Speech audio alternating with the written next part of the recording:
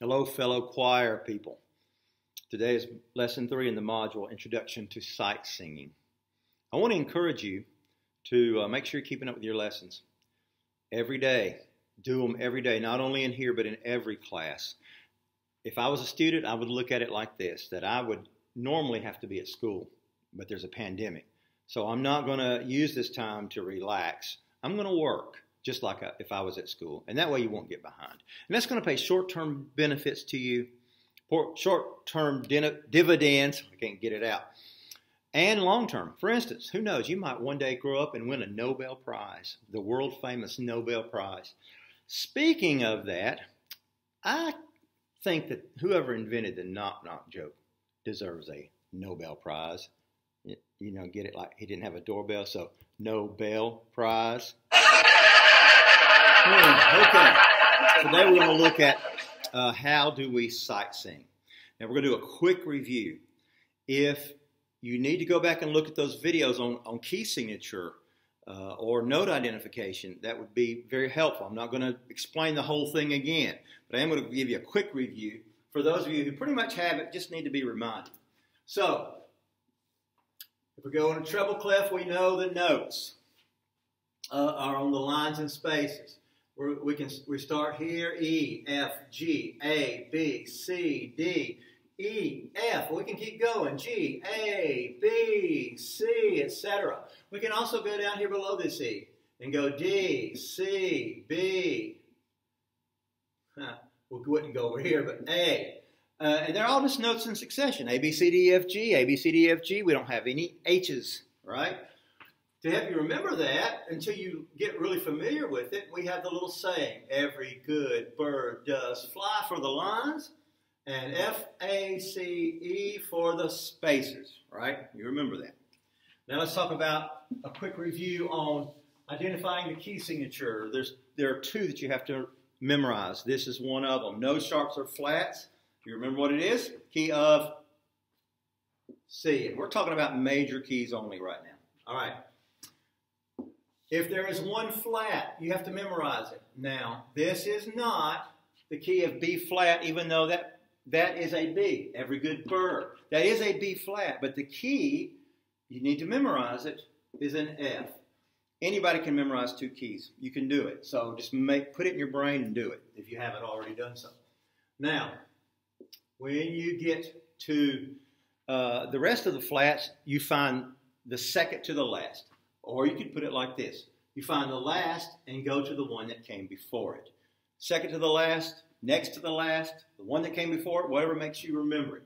That is the key. Every good bird. We know it's not the key of B because we know that all the B's have to be flatted. The black note, not the white note, has to be played in that key on all of the B's, so that's the key of B flat. If we did 3 flats, it always comes in this order. The second to the last flat is F-A-C-E, E flat. Don't put E, it will be wrong. 4 flats, the second to the last is F-A flat. 5 flats, every good bird does, D flat.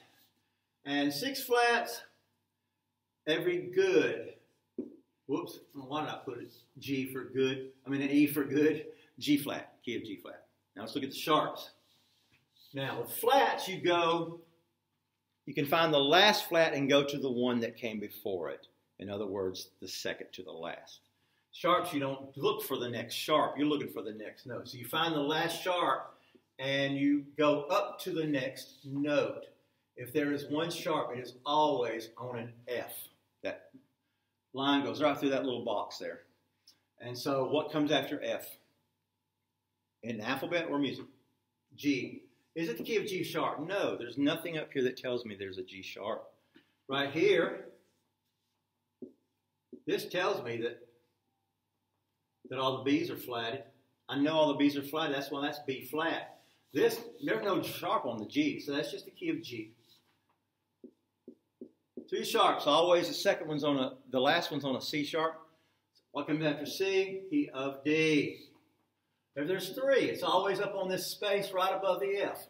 What comes right after an F? G. What comes after a G? Because there's your key. is the key of A. We don't have any H's, remember? A, B, C, D, E, F, G. A, B, C, D, E, F, G.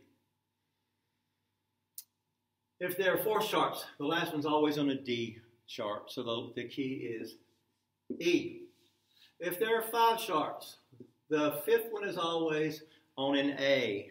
So the key would be B. It's so simple, so easy.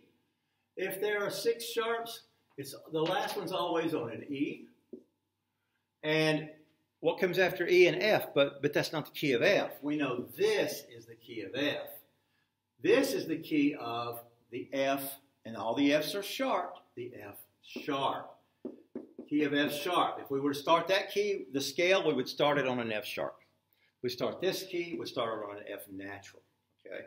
So that's how that works. Now, whatever key you're in, the tonic note, the home note, is number 1.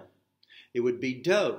If you use solfege, it would be 1 in numbers. And I'm going to show you on the piano here some scales. So, in the C major scale, remember the 3, 2, 3, 2 on the black notes? Just below the 2 are C's. Just to the left, or we say in music, just below are C's. So if I want to play a C major scale, and we already decided that you memorize it has no sharps or flats, it'll be all white notes. This would be, if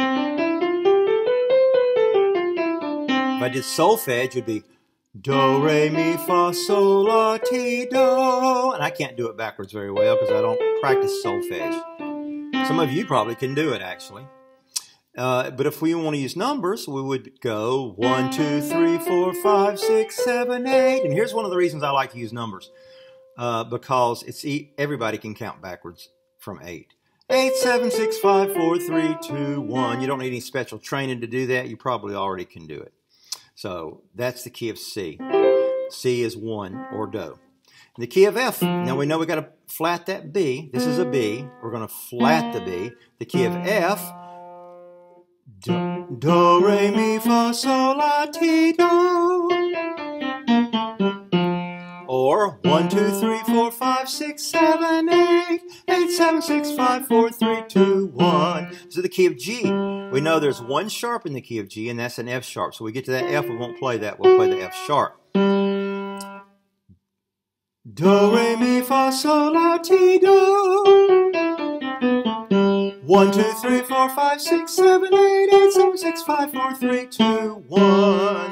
And that's how that works. And we'll get into more about how you read that on the keyboard in lesson 4. Take the little quiz. If you have any questions, let me know. Bye.